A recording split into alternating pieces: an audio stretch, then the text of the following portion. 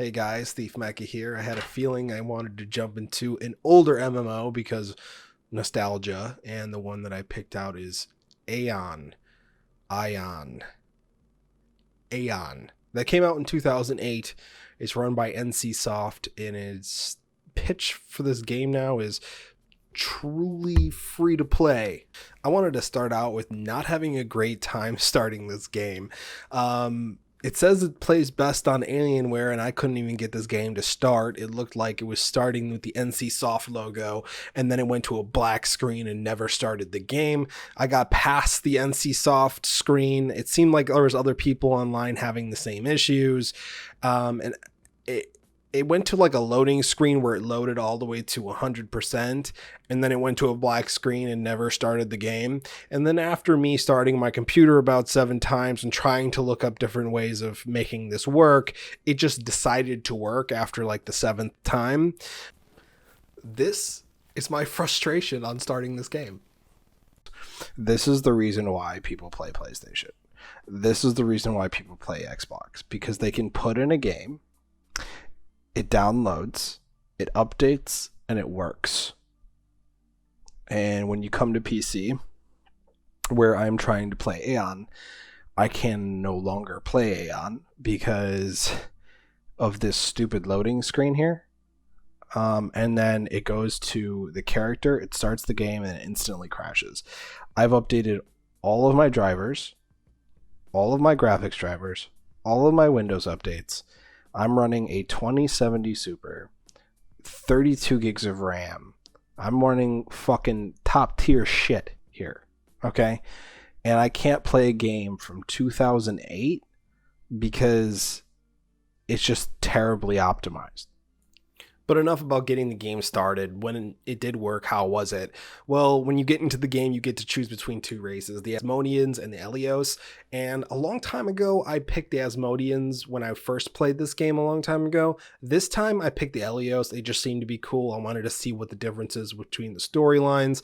And let me tell you, NCSoft has definitely changed this game. So Aion has a couple of new classes since I've started playing, and the latest one is the Muse, and you can choose between 2 different subclasses, the Song Weaver or the Vandal, and it's either you kill people with song or you kill people with paint.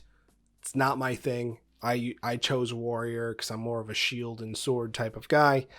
And let me tell you that the customization, I think they've added a few more since the launch of this game, but overall, it's still, to this day in 2020, one of the best customizations out there, besides, Black Desert and other MMOs that go really into details. There's sliders for absolutely everything. You can make crazy looking characters. You can make really cool looking characters as well.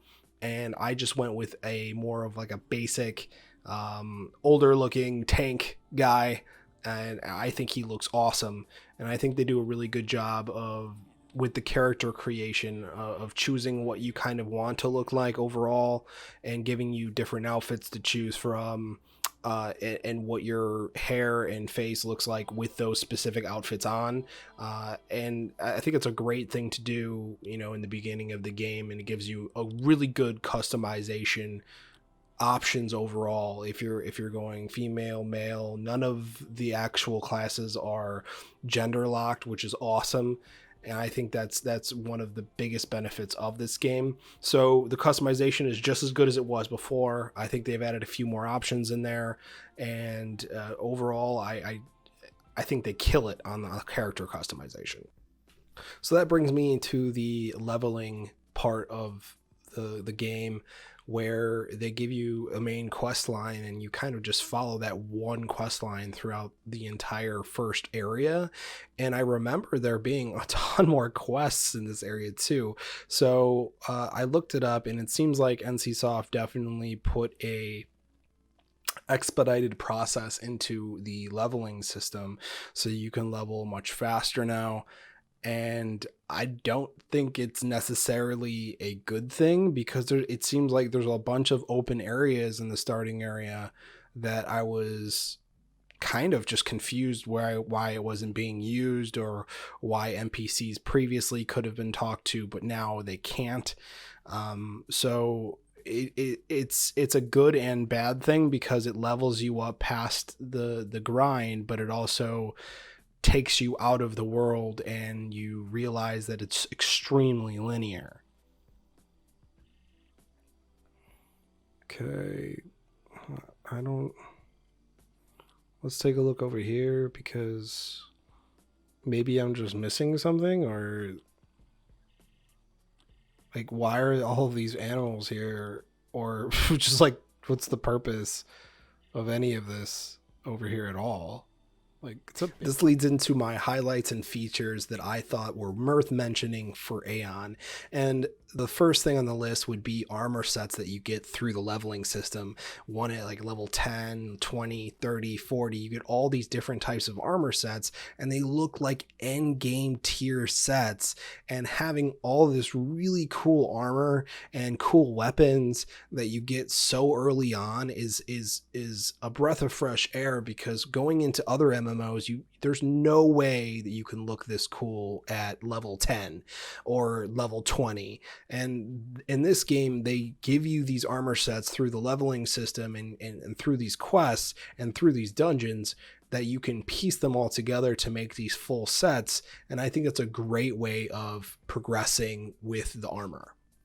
Number two, what I wanted to talk about is the pets and minion system. So they give you a pet, they give you a minion to start off with. I don't know if it's in the cash shop later on, or the minions with better stats are available to you later on in the shop, but the ones that they give you off the bat are free. And I think it's a really good system that they give you, because it gives a purpose to pets and minions to give you stats and bonuses to have with you. So I think that's a really good feature to have. Number three would be finding groups. Groups were very easy for me to find in Aion, and I was very surprised by this because of the low population of this MMO. And going through the leveling system and going to the dungeons, I found groups pretty regularly, and they either invited me or I invited them, and we got it through together because they were exactly where I was on the quest line. And I thought that was a very, very cool thing to have. It's such an older MMO from 2008 that there's still people playing, that there's still people leveling or making new characters at least, and going through the motions. And I think that's one of the biggest things when it comes to an MMO, is to have that natural grouping system, so you're not sitting there for hours trying to wait for dungeon mates, or you want to do something with group content that you can through these levels. The last few highlights I want to mention here about this game is the graphics.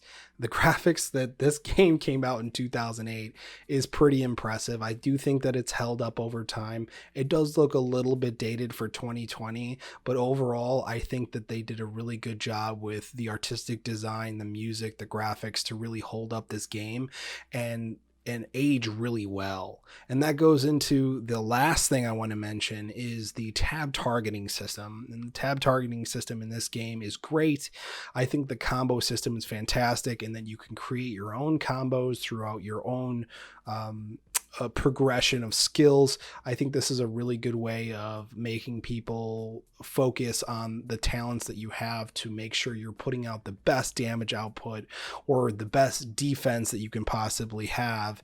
And my final impressions of Aion in 2020 is kind of a mixed bag. There are a lot of positives to this game. You know, the armor sets, pets and minions, groups, the graphics. There's a lot of positives to this game, but there also is a lot of negatives. And those are, you know, first of all, getting the game to properly start on my computer, for one. And number two is the linear progression system that they put in the game. I think there was a reason for that, is to put people up there so, you know, 80 levels don't seem as daunting as it would.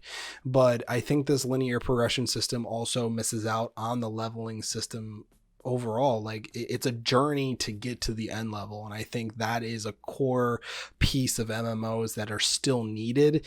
And in this game, it doesn't give you the option to skip it. It just gives you the option to just, one option is just to go through the expedited system and level up as fast as possible, and in a few days or a week or whatever it would take, you would already reach max level and you already have a character there.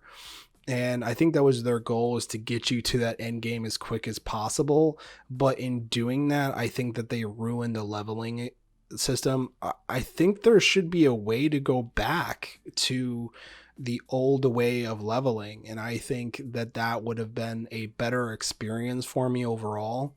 But those are my first impressions of Aion in 2020. What do you guys think of Aion? Do you guys still play it? Is this an MMO that you guys were looking forward to?